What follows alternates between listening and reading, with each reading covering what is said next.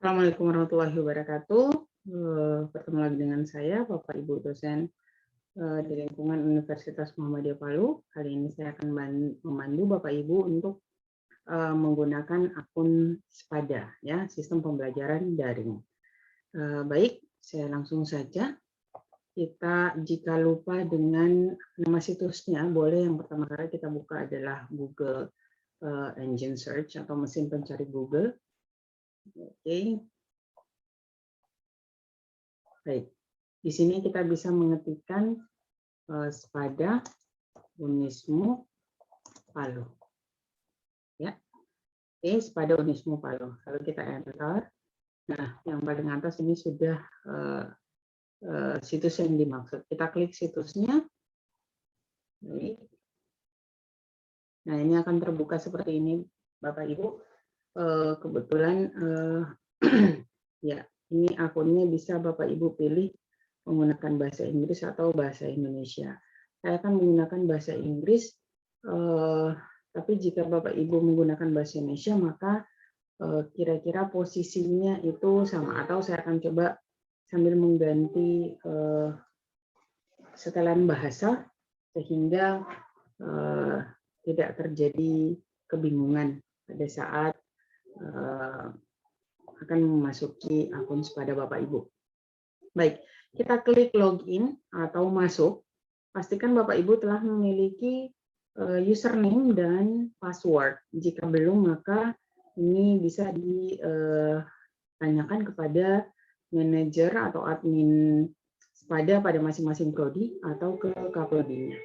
Ya, saya klik login atau masuk. Nah, di sini kita tinggal memasukkan nama username-nya, ya, kemudian password-nya. Agar tidak sibuk mencari nanti password-nya apa, ya, boleh Bapak Ibu memberikan centang pada remember username atau ingat nama pengguna, agar setiap kali buka situs ini sudah otomatis terekam, ya, seperti punya saya agak malas kalau harus mengingat password karena banyak sekali akun yang harus dibuka. Maka ini akan membantu. Ya, saya yakin bahwa ini tidak akan diutak-atik orang lain. Baik, saya klik login. Ya, di sini sudah terbuka. Kita ke beranda dulu ya, Bapak Ibu. Ini terset di halaman terakhir yang saya buka tadi. Baik, ini kita ke beranda, ya, atau ya, oke. Di sini sudah terbuka. Nanti jika prodi telah memasukkan mata kuliah masing-masing dosen, Bapak Ibu pasti sudah bisa melihat mata kuliahnya di bagian sini. Jadi ketika masuk ke beranda ini sudah ada mata kuliah baik dari prodinya sendiri atau dari prodi lain atau bahkan dari fakultas lain. Ya, kita lihat di sini untuk mata kuliah saya ada yang dari prodi pendidikan bahasa Inggris, kemudian ada yang dari fakultas teknik, ya. Kemudian ada yang dari Fakultas Kesehatan Masyarakat atau Prodi Ilmu Kesehatan Masyarakat. Jadi ini sudah tersemat atau sudah tampil pada beranda saya. Ini artinya prodi-prodi tersebut telah memasukkan saya sebagai dosen atau sebagai pengajar pada mata kuliah tersebut. Ya, kita pilih salah satu, ya, Bapak Ibu, mata kuliah yang akan kita edit, akan kita masukkan materinya. Saya coba memilih sosiolinguistik atau pronunciation practice, ya, ini yang saya pilih. Kita langsung klik di nama mata kuliahnya. Oke, nah ini sudah terbuka.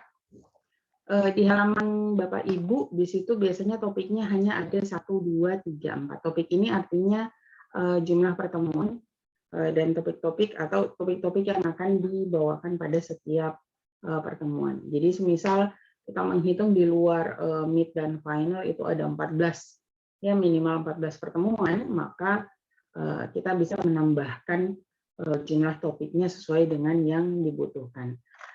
Untuk saya ini sudah 14, tapi jika Bapak Ibu masih pada 4 tadi, ini nanti bisa kita edit. Nah, bagaimana cara kita mengedit untuk mata kuliah ini?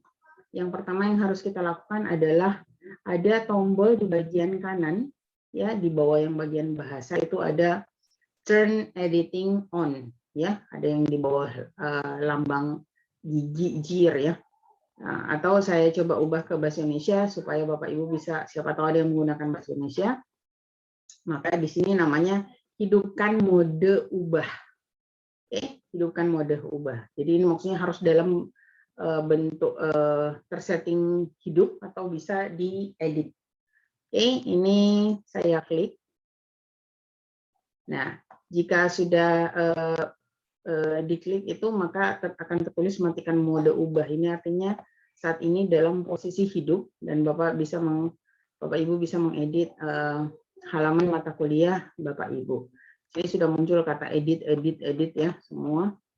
Nah, tadi kita lihat di situ ada topik yang banyak ya. Kalau di punya Bapak Ibu pertama kali buka itu hanya 4 biasanya. Kita bisa lakukan di sini tambah topik. Ya, kita tambah topik. Ya, kalau tadi 4 misalnya, lalu Bapak Ibu berpikir bahwa ada 14 meeting di luar final dan mid semester atau mau bikin jadi 16 juga tidak ada masalah. Jadi tambahkan sesuai jumlah yang dibutuhkan. Tadi punya saya kan baru 14 ya, saya tambah 2 berarti. Maka sini saya tambah topik. Oke, jumlahnya di sini menjadi 16. Jadi disesuaikan ya Bapak Ibu. Nah, oke, kita kembali ke atas. Nah, di bagian pertama ini ada yang namanya pengumuman. Pengumuman ini halaman yang bisa Bapak Ibu cantumkan hal-hal yang ingin Bapak Ibu sampaikan ya kepada mahasiswa ketika mereka pertama kali membuka page ini. Jadi bisa di-display apakah mengenai kapan perkuliahannya dimulai atau misalnya mengenai ada tugas yang harus dikerjakan, itu bisa Bapak Ibu lakukan di sini. Ya, bagaimana cara kita mengedit di sini atau kita masukkan pengumuman? Kita klik di sini ada edit ya di bagian pengumuman, kemudian kita edit setelan. Kita klik, maka akan muncul ya silakan Bapak Ibu mengganti judulnya jika perlu, yang pasti harus ada judul. Ini ada tanda seru ini artinya wajib gitu. Nah, kalau saya tidak perlu ganti di sini yang kita tulis adalah pengumumannya. Ya, atau misalnya kita memberitahukan bahwa kalau mereka membuka bagian pengumuman ini maka akan ada halaman-halaman pemberitahuan ya, pemberitahuan dari Bapak Ibu yang ingin disampaikan.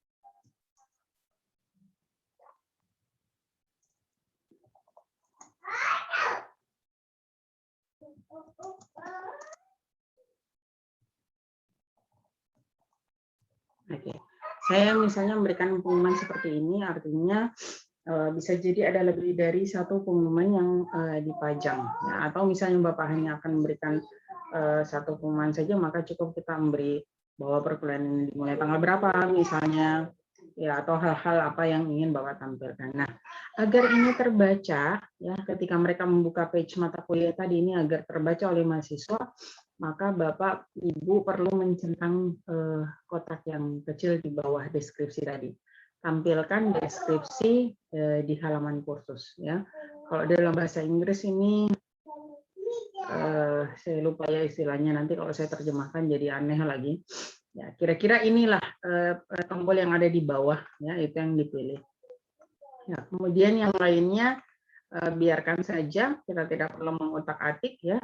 Tidak perlu menambah, tapi kalau misalnya Bapak Ibu mau pelajari sendiri boleh dicoba-coba, nanti kalaupun ada kekeliruan pada settingan nanti bisa dihapus. Oke, kita di sini kita klik simpan dan kembali ke kursus ya. Baik. Nah, sini sudah terlihat tadi apa yang kita tulis ya, silahkan baca berita pengumuman atau pengumuman terlebih dahulu sebelum masuk kelas atau meninggalkan kelas. Ini semacam pemberitahuan ke mereka. Karena jika mereka mengklik pengumuman di sini, ini akan masuk ke halaman pengumuman. Jadi dalamnya ada pengumuman-pengumuman yang pemberitahuan-pemberitahuan yang kita berikan. Ya, jadi bisa jadi hanya satu saja atau misalnya di minggu selanjutnya Bapak Ibu punya pemberitahuan bahwa misalnya ya Bapak Ibu tidak akan masuk, tapi mereka tetap belajar, ada diskusi menggunakan aplikasi yang ada di dalam Pada ini, maka ini boleh Bapak Ibu cantumkan di dalam sini. Jadi kita bisa tambah topik baru, mereka akan mengklik. Saya sudah menambahkan di sini ada pengumuman pertama saya, itu yang dituliskan perkuliahan ini mulai tanggal 2 September 2021, pastikan bahwa Anda telah mengisi daftar hadir setiap kali masuk pada pertemuan kali ini. Jadi ini pengumuman yang pertama, artinya yang menjadi umum. Terserah Bapak Ibu nanti mau mau tambahkan, mau edit dan sebagainya, di sini ada juga. Ya, ini permanen boleh, artinya bahwa ini tidak akan diutak-atik, mereka akan selalu melihat bagian ini, kemudian bisa kita edit atau kita hapus. Ya, ini bisa dibalas oleh mahasiswa. Jadi kalau ada yang pernah menggunakan Google Classroom, misal kita menyematkan satu kalimat ya atau topik untuk mahasiswa, mereka bisa membahas langsung. Kira-kira seperti itu. Oke, nah ini kita bisa kembali ya. Nah, tadi di bagian pengumuman bisa kita tambahkan topik kalau ingin menambahkan pengumuman lagi, jika tidak maka tinggalkan saja. Kita kembali lagi ke beranda atau paling cepat ke umum sini dalam bahasa Inggris itu general. Kalau kita klik maka dia kembali ke halaman depan mata kuliah. Ya, setelah pengumuman maka kita perlu menambahkan daftar hadir ya. Daftar hadir kan harus ada daftar hadir, mahasiswa harus mengecek bahwa menceklik gitu. Apa sih istilahnya? Mengatakan bahwa mereka hadir itu dengan daftar hadir. Nah, bagaimana caranya kita munculkan daftar hadir? Ini kita bisa lihat, artinya ini harus sebelum topik-topik ini ya Bapak Ibu ya. Kita lihat di bawah pengumuman itu ada tambahkan aktivitas atau sumber. Ya, kita bisa tambahkan aktivitas, kita klik di sini. Oke. Karena kita ingin menambahkan aktivitas tadi, kita daftar hadir ya. Ini ada pilihan kehadiran atau kita pilih di aktivitas, sama saja sih yang tadi keseluruhan. Kita pilih di sini ada kehadiran ya. Tombol kehadiran ini kita klik. Oke, lalu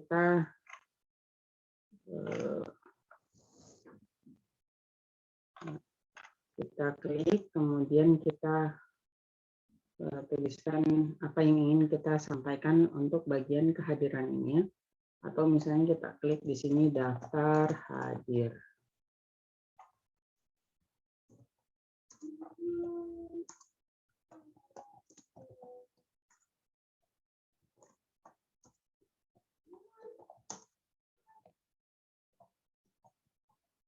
Baik. Ini boleh kita tampilkan di depan sehingga mereka bisa melihat bahwa ini penting untuk diperhatikan ya. Baik, di sini ya kita simpan dan kembali ke kursus. Setelah kita simpan dan kembali ke kursus, kita lihat sudah ada pilihan daftar hadir ya. Kemudian di sini Bapak Ibu boleh klik pada tulisan daftar hadirnya. Ya.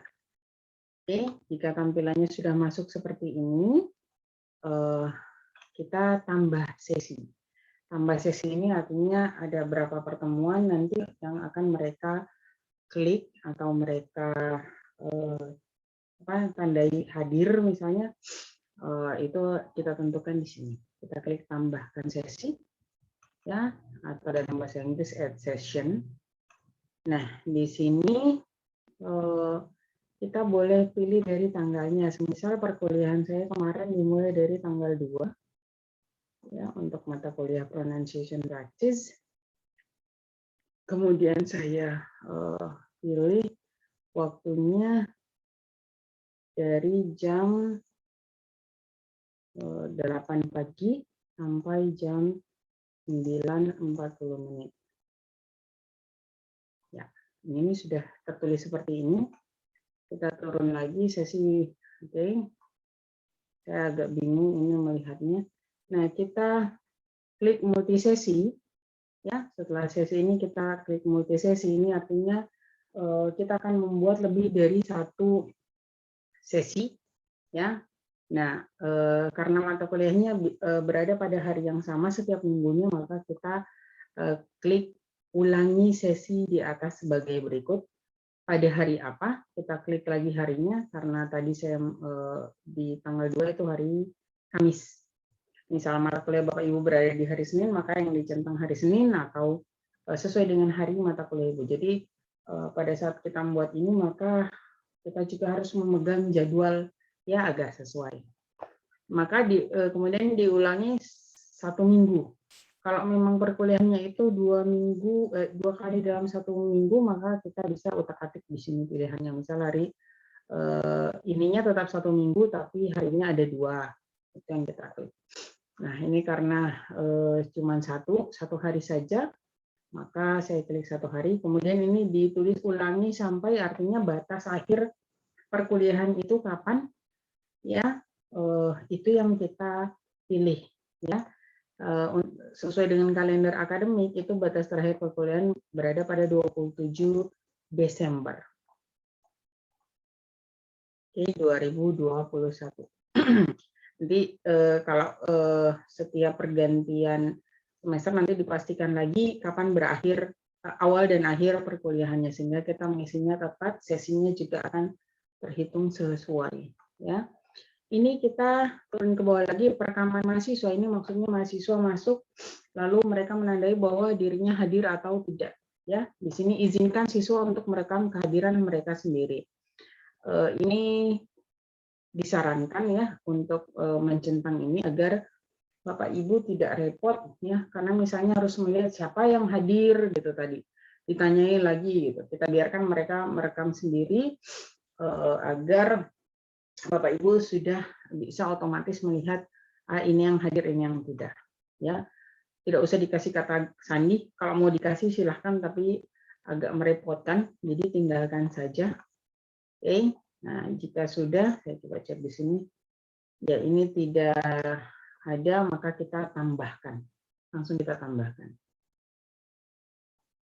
Oke, kita lihat. Nah, jika sudah berhasil tadi apa yang Bapak Ibu lakukan, maka ini akan muncul seperti ini Bapak Ibu sampai di tanggal 23 Desember. Ini kok ada 17 pertemuan, ya disesuaikan saja. Misal memang tidak sampai atau ada pertemuan yang tidak kita ada tanggal merahnya atau apa, boleh kita hapus. Di sini ada opsi untuk menghapus ya. Baik. Jika sudah seperti ini, maka mahasiswa bisa melihat satu saja, jadi tidak semua ya, setiap kali mereka masuk itu hanya akan melihat satu sesi mata kuliah ya atau pertemuan, dan mereka akan menandai bahwa mereka masuk pada sesi tersebut. Oke, jadi jika sudah selesai, maka urusan absen ini sudah selesai. Kita kembali, kita klik umum atau general ya. Nah, maka di sini kita akan kembali ke halaman depan tadi. Ya, satu lagi sebelum kita masuk ke topik, ya daftar hadir. Ada yang perlu kita upload lagi, itu salah satunya RPS.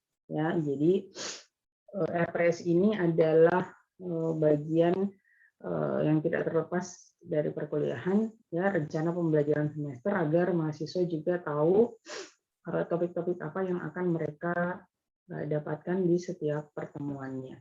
Nah, untuk menambahkan RPS atau rencana pembelajaran semester ini, boleh kita klik lagi tambahkan aktivitas di bawah daftar hadir tadi ya, yang sudah Bapak Ibu buat. Ya, kita klik tambahkan aktivitas. Nah, kita karena tadi kita mau menambahkan RPS, maka kita boleh di sini sumber. Kalau RPS-nya dalam bentuk file, kita klik file. Oke, misalnya dalam bentuk PDF atau dalam bentuk Word, ya.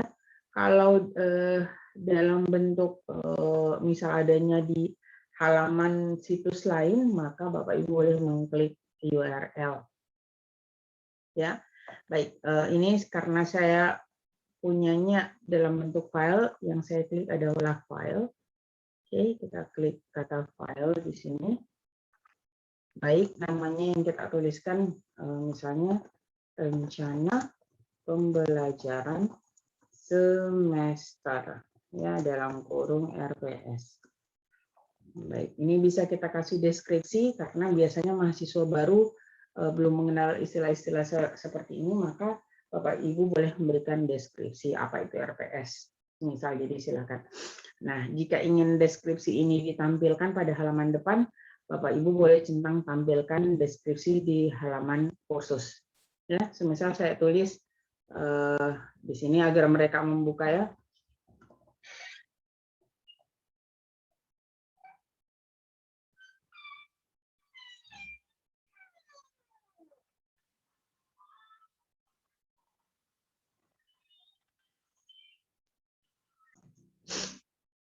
Misal kita mau menulis di sini, mohon dibaca dan dicermati, ya. Artinya di dalam kan ada topik-topiknya, atau Bapak Ibu mau menulis mengenai definisi RPS itu sendiri misalnya, ya, apapun, ya. Saya coba taruh ini agar menjadi contoh bahwa seperti ini tampilannya di depan nanti.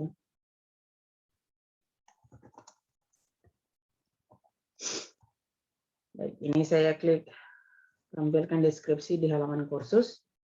Oke. Nah, lalu kita tambahkan berkasnya. Di sini kita klik tambah, ya. Pada bagian pilih berkas ini kita klik tambah.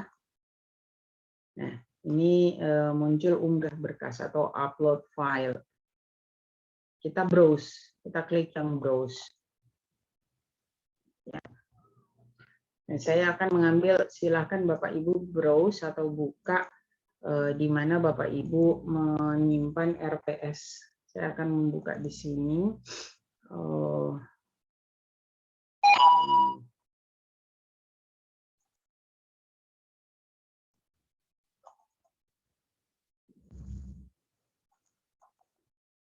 Ya, ini karena tadi mata kuliah pronunciation practice, maka saya membuka RPS ini. Open, ya.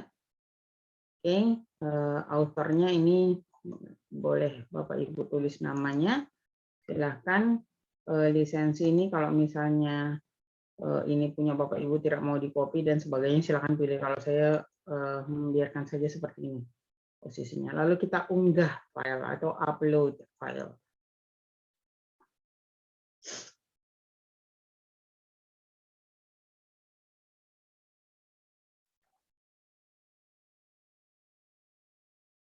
Ya, jika sudah seperti ini tampilannya, ini artinya Bapak Ibu sudah berhasil mengupload, ya.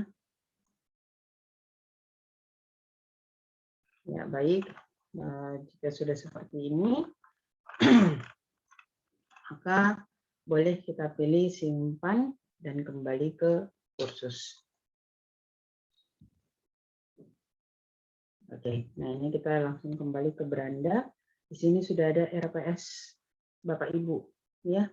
Tadi sebenarnya ada pilihan embed, ya, saya lupa. Jadi maksudnya ketika mahasiswa mengklik ini tidak perlu terbuka lagi atau mereka tidak perlu mendownload, akan terbuka langsung di page-nya. Coba kita lihat kalau misalnya kita klik ini, nah ini mereka harus mendownload.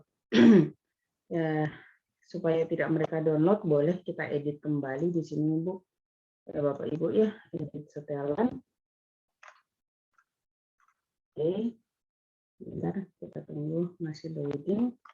Nah, di sini ada tampilan, kita buka. Nah, ini ada pilihan ditanamkan atau embed, ya, kalau dalam bahasa Inggrisnya. Kita pilih yang pertama setelah otomatis yang ditanamkan.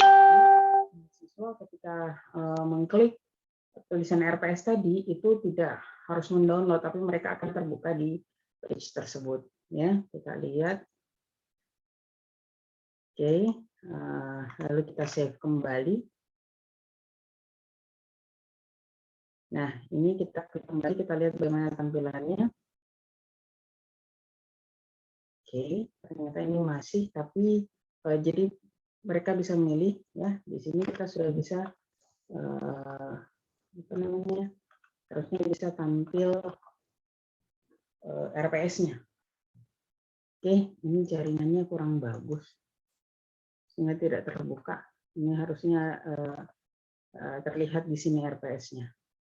Ya, nanti Bapak Ibu coba, kalaupun apa namanya, mahasiswanya mendownload juga tidak apa-apa, supaya mereka memiliki hemat data ya, bisa sudah punya RPS-nya di dalam halaman di dalam komputer mereka masing-masing. Jadi mungkin RPS-nya bisa dalam bentuk PDF atau bentuk file yang lain, silakan.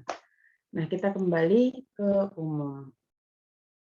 Ya, di sini sudah selesai urusan kita yang pertama, kecuali Bapak Ibu punya hal-hal lain lagi yang ingin dimasukkan, misal mau masukkan buku, ya, mau masukkan satu modul misalnya untuk perkuliahan tersebut, itu boleh Bapak Ibu masukkan. Caranya sama dengan tambahkan aktivitas atau sumber, lalu ada pilihan tadi yang kalau dia berupa file, maka kita bisa kita bisa pilih sumber. Jadi situ ada pilihannya file, buku, atau apapun yang ingin Bapak Ibu upload. Ya, kita lanjutkan. Kita sudah masuk di meeting 1. Oke, di meeting 1, mudah-mudahan ini bisa menjadi contoh, nanti Bapak Ibu bisa melanjutkan pada meeting-meeting selanjutnya. Ini kan topik 1, kalau kita mau ganti namanya boleh kita klik kata pensil, lambang pensil, misal kita mau di sini pertemuan 1 ya. Oke, pertemuan 1, kita enter. Jangan diklik apa namanya, dibiarkan, tapi kita enter supaya dia bisa berubah namanya. Nah, seperti ini. Nanti selanjutnya juga seperti itu. Kita mau mengubah pertemuan 2. Kita enter lagi. Jadi seterusnya seperti itu. Ini untuk bagian penamaannya ya. Sama seperti tadi kalau kita mau mengedit nama di bagian RPS, daftar hadir, itu kita klik yang lambang pensilnya. Nah, untuk pertemuan 1 ya, kita misalnya kita mau menambahkan materi, boleh langsung tambahkan aktivitas. Kita mau menambahkan URL, misal Bapak Ibu mau menambahkan link YouTube ya, terkait dengan pronunciation practice, temanya yang ada di pertemuan 1, itu boleh tambahkan aktivitas, kemudian kita tambah URL ya. Contohnya di sini saya coba buka, tapi saya hanya mencontohkan, sama saja seperti yang tadi ya. Jika ini sumber, kita boleh masukkan buku, kalau memang buku, file, kalau memang file khusus untuk pertemuan tersebut, folder atau halaman atau label atau apa URL kalau misalnya kita mau masukkan link YouTube ya. Jadi misalnya ada yang Bapak Ibu tampilkan dalam bentuk YouTube, itu boleh di sini. Jadi kita tambahkan nama videonya, lalu linknya itu kita harus tambahkan di sini, lalu deskripsinya. Oke. Nah, setelahnya maka bisa simpan dan kembali ke kursus. Bapak Ibu boleh mengatur, semisal Bapak Ibu bikin peraturan bahwa misalnya yang boleh menonton apa namanya, link ini, menonton YouTube ini misalnya, atau materi yang Bapak Ibu share itu adalah orang-orang yang sudah mengisi absen misalnya, supaya kalau mereka belum mengisi absen, belum menandai hadir misalnya, maka mereka tidak bisa buka ya. Di sini kita bisa edit pada pembatasan akses. Kalau dalam bahasa Inggrisnya itu restricted access kalau tidak salah.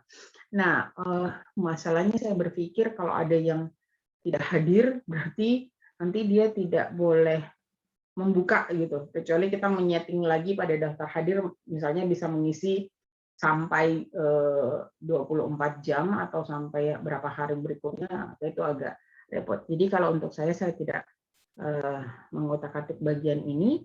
Kalaupun mau diutak-atik, silahkan nanti Bapak Ibu bisa melihat apa yang ada di sini ya. Bisa kita kasih batasan. Padahal penyelesaian aktivitas ini artinya mungkin dia sudah harus menyelesaikan pengisian absen, menyelesaikan tugas kah, menyelesaikan membaca RPS dan sebagainya, itu boleh kita klik yang di sini atau pada nilai atau sebagainya. Tapi kalau pertemuan pertama kayaknya tidak. Oke, saya batalkan sini karena memang bukan ini yang saya ingin lakukan. Saya memberikan contoh saja tadi. Baik, jadi silakan untuk tambah filenya seperti tadi caranya. Nah, ada satu hal yang harus yang perlu Bapak Ibu tahu bahwa Spada ini sudah memiliki aplikasi pembelajaran virtual ya, seperti Zoom ya. Ini namanya Blue Big Button. Nah, ini kita bisa tambahkan di sini. Misalnya di pertemuan itu artinya mereka akan masuk pada pertemuan secara virtual dan mereka tinggal mengklik join sesinya atau bergabung dengan sesinya pada pertemuan tersebut. Kita coba ya Bapak Ibu, di sini kita klik tambahkan aktivitas. Oke. Lalu kita klik di sini ada Big Blue Button. Tadi saya bilangnya apa ya namanya? Blue Big Button kayaknya. Oke, Big Blue Button. Ya, kita klik di sini. Baik. Ya, ini namanya apa? Misal tadi ini karena ini untuk pertemuan pertama, kita taruh di sini virtual meeting 1 ya, misalnya. Oke, ini kita notify this change to users enrolled. Jadi karena kita tambah, baiknya kita memberitahu kepada user yang atau kepada mahasiswa yang ada di dalam kelas kita. Maka kita centang ya, notifies this change to user enrolled, atau beritahukan perubahan ini pada pengguna yang terdaftar. Oke, lalu activity room setting ini boleh pakai welcome message, boleh wait moderator atau mereka bisa masuk tanpa menunggu, ya. Kalau misalnya kita mau mereka masuk, walaupun kita belum masuk dalam kelas, maka tidak usah dicentang. Tapi kalau kita mau mereka masuk ke kelas, kalau kita sudah ada di dalam, maka kita centang. Nah, kalau saya lebih memilih membiarkan mereka duluan. Semisal saya terlambat, tapi mereka sudah ada dalam kelas, sehingga mereka bisa berdiskusi. Baik, kemudian session can be recorded. Nah, ini disarankan. Jadi kita punya pilihan untuk merekam pertemuan secara virtual dengan mahasiswa tersebut ketika kita membuka aplikasinya. Jadi ini biarkan kita dalam posisi dicentang. Oke, lalu ini view recordingnya tidak ada yang bisa diedit. Lalu all assign-nya ini all user enrolled, tidak perlu diutak-atik juga. Ya, ini moderatornya kita atau dosen kedua, nanti Bapak Ibu tinggal pilih di sini. Scheduled for session. Nah, ini kapan? Misal saya kemarin pertemuan pertamanya ada pada tanggal 2. Ya, oke, kita aktifkan dulu sini supaya bisa diutak-atik ini juga. Join open ini artinya mereka bisa join pada tanggal 2 September, jam mata kuliahnya ya Bapak Ibu. Ini kemarin jam 8 sampai jam 8.00. Ya, kemudian masih di hari yang sama. Soalnya kemudian pada jam 9.40. Oke. Jadi ini artinya mereka bisa join ketika sudah waktunya. Kalaupun misal Bapak Ibu mau biarkan mereka masuk 10 menit lebih awal supaya sudah siap-siap dalamnya, boleh kita atur di sini. Misalnya kita mulai di 7.50, jadi silahkan sesuai dengan jam mata kuliahnya yang ada di jadwal ya Bapak Ibu. Ini saya coba masukkan di 7.50 sehingga mereka sudah bisa berdiskusi mungkin sambil menunggu dosennya masuk. Oke, yang lainnya ini boleh kita biarkan. Nah, pembatasan akses ini boleh kita batasi, misalnya mereka boleh join kalau sudah mengisi absen. Ya, ini saya kira boleh kita tambahkan. Jadi kita klik penyelesaian aktivitas, kemudian aktivitas apa yang harus mereka selesaikan, ini sudah ada pilihan. Tergantung ada berapa aktivitas yang kita tambahkan di dalam halaman mata kuliah Bapak Ibu ini. Tadi kan kita sudah memasukkan aktivitas pengumuman, daftar hadir, kemudian rencana pembelajaran semester. Nah, maka di sini yang saya pilih adalah mereka sudah harus menyelesaikan aktivitas daftar hadir. Ya, artinya mengisi daftar hadir dahulu sebelum bisa masuk ke room virtual meeting ini. Oke, harus ditandai selesai, tidak boleh ditandai selesai, harus lengkap, maka kita pilih yang harus ditandai selesai. Artinya mereka sudah harus menyatakan dirinya hadir pada absen ya, daftar absen. Oke, jika sudah selesai, yang lain tidak ada yang perlu ditambahkan. Kalaupun ada, Bapak Ibu boleh utak-atik nanti. Ya, kita simpan dan kembali ke kursus.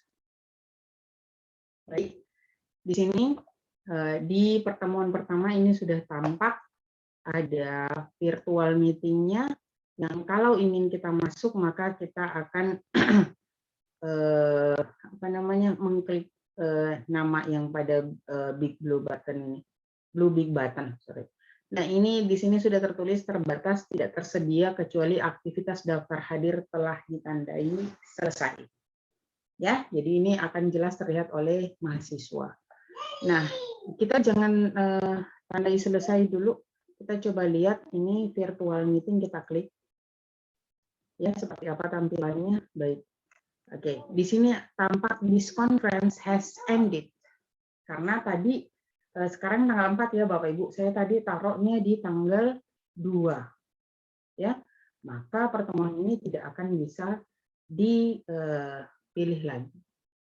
Ya, kira-kira seperti itu.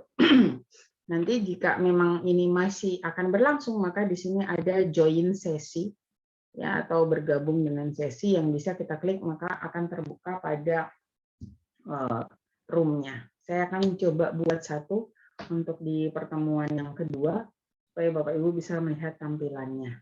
Kita kembali dulu, kita ke umum. Baik. Ya. Saya coba masukkan di pertemuan kedua, seperti tadi, tambahkan aktivitas, kemudian kita memilih big blue button. Oke. Lalu kita di sini menamainya virtual meeting 2. Oke. Lalu kita centang notify user enrolled.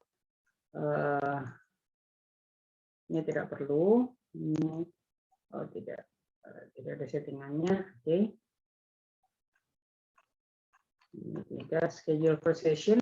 Ini coba saya ambil untuk yang sekarang ya. Saya coba, atau misalnya ya saya taruh dulu yang jam sekarang, artinya supaya kita bisa lihat aksesnya, tapi ini harus diaktifkan dulu. Ya, saya coba taruh di sini dulu. Ini saya buatnya malam ini Bapak Ibu, jadinya ya untuk percobaan kita taruh segini saja dulu. Jadi ini silakan diatur sesuai dengan kebutuhan. Yang saya buat sekarang untuk supaya kita bisa melihat seperti apa bentuknya ya. Nah, ini tidak perlu dulu supaya langsung bisa masuk nanti. Oke, kita simpan dan kembali ke kursus. Baik, di pertemuan kedua sudah ada virtual meeting. Kita klik virtual meeting-nya. Baik, di sini ada join session ya. Di sini katakan this conference room is ready.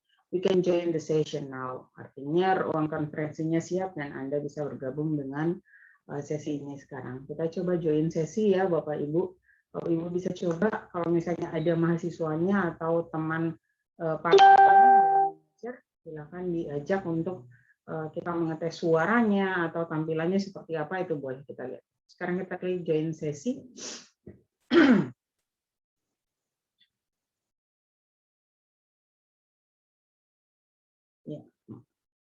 sudah terbuka.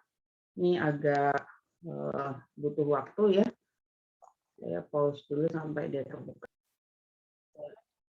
Sudah terbuka, ini tampilan pertama. Artinya kita akan mengetes mikrofonnya ya dan lain-lainnya. Kita connecting to eco test.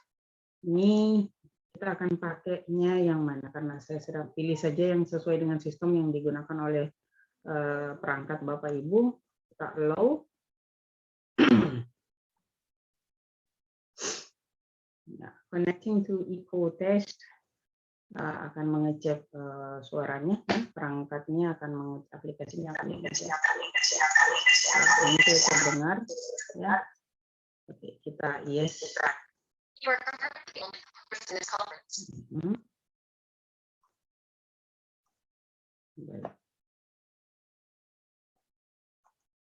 now muted.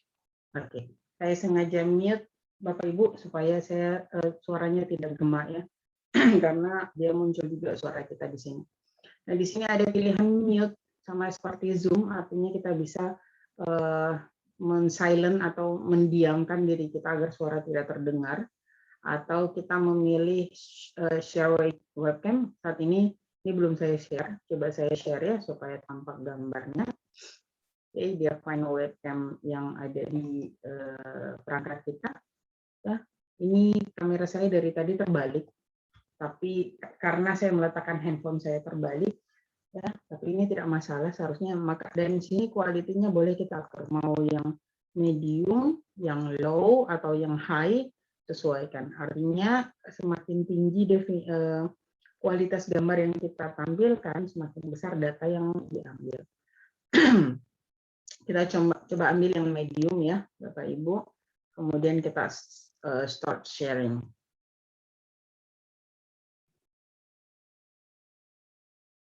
Oke, kita tunggu sampai kameranya terdeteksi. Oke, ini sudah terdeteksi. Ya, mohon maaf, gambar yang saya contohkan terbalik. Ini karena pengaturan kamera saya. Kalau saya utak-atik lagi, panjang urusannya. Jadi seperti ini. Kira-kira tampilannya seperti ini. Lalu Bapak Ibu, saya matikan saja daripada mengganggu tampilannya. Kita stop sharing saja. Ya, di sini ada pilihannya.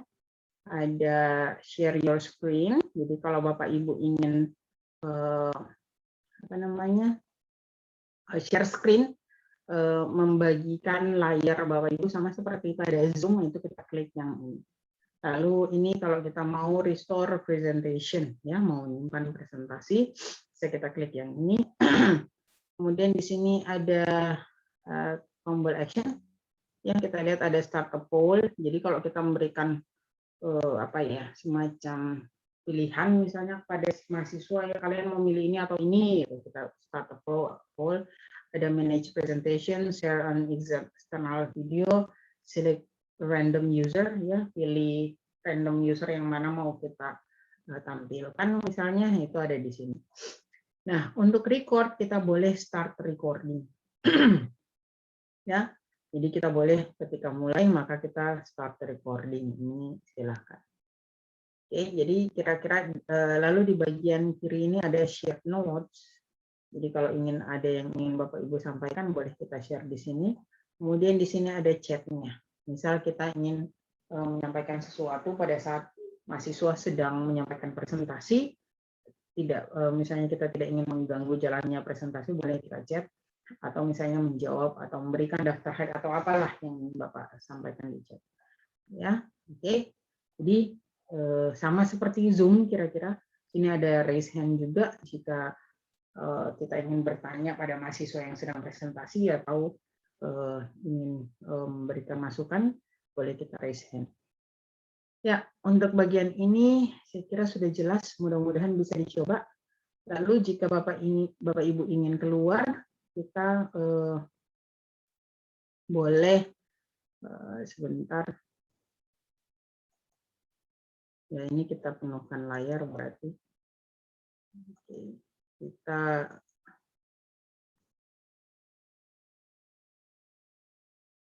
Ya, ini setting. Bentar, saya kok jadi bingung keluarnya ya. Kita keluar tadi ada fitur di sini, Bapak Ibu bisa klik ya. Ini manage user. Oke, sini ada kita mau mute all user except presenter misalnya, save username dan sebagainya di sini ada. Lalu ada pilihan create breakout rooms. Jadi ini sama seperti Zoom ya, kita mau bagi room-roomnya, misalnya mereka mau diberikan waktu untuk diskusi terpisah, maka kita bisa create breakout rooms. Ini bisa Bapak Ibu coba sendiri nanti. Baik, jika sudah selesai, Bapak Ibu boleh menutup roomnya, nanti recordnya akan tersimpan. Ya, kita keluar sekarang. Oke, lalu kita kembali, kita klik lagi ke umum. Ya. Nah, ini sudah kembali seperti biasa. Kalau Bapak Ibu ingin menghapusnya atau mengedit, klik yang bagian ini. Kita bisa ada pilihannya edit setelan, ya, atau sembunyikan, atau kita hapus. Ya, jadi kalau mau dihapus hanya virtual meeting-nya, klik yang di bagian virtual meeting ini. Kalau Bapak Ibu klik di sini, nanti terhapus pertemuannya. Nah, jadi pilih salah satunya saja. Oke. Nah, kalau ada materi yang ingin Bapak Ibu sampaikan seperti tadi, silakan tambahkan di setiap pertemuan. Saya kira ini sudah sama caranya ya, sama dengan ketika kita menambahkan RPS. Ya, Bapak Ibu, kita sampai di penghujung. Mudah-mudahan ini sudah bisa mewakili bagaimana kita mengedit page atau halaman mata kuliah kita. Ya, kalaupun ada yang kurang jelas, Bapak Ibu boleh nanti menanyakan pada kolom chat di bawah atau langsung ke WA ya, agar kita bisa menyelesaikan sama-sama apa yang Bapak Ibu kurang pahami. Saya kira sekian. Terima kasih Bapak Ibu. Saya stop share dulu. Insya Allah kita sudah bisa mencoba langsung untuk menggunakan akun Sepadanya, dan pertemuan di semester ini bisa berjalan lancar hingga akhir semester nanti. Terima kasih. Wassalamualaikum warahmatullahi wabarakatuh.